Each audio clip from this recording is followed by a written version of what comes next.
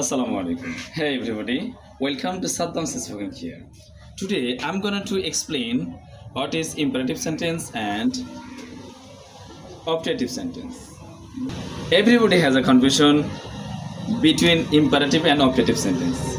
Now I'm going to explain what is imperative sentence.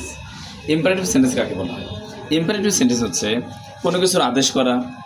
এই ছেলে এদিকে এসো। Hey, come on. অথবা উপদেশ দেওয়া। Honor your father and mother and your eldest person.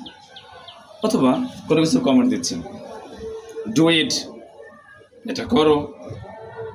অথবা আপনি কোনো কিছুর জন্য অনুরোধ করছেন। Please give me a pencil. অথবা আপনার কোনো বন্ধুকে বলছেন Please give me some money. At this moment I have no money. তাহলে আমরা কি বুঝলাম? কোনো কিছুতে আদেশ করা বোঝাবে, অনুরোধ করা বোঝাবে। এরকম আমরা children now wash your hands and go to your bed and sleep now. তাহলে স্ট্রাকচার আমরা কি বুঝলাম?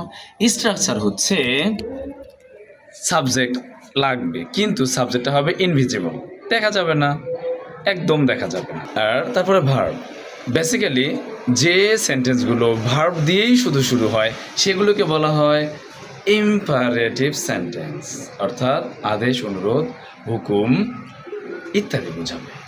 Bye bye.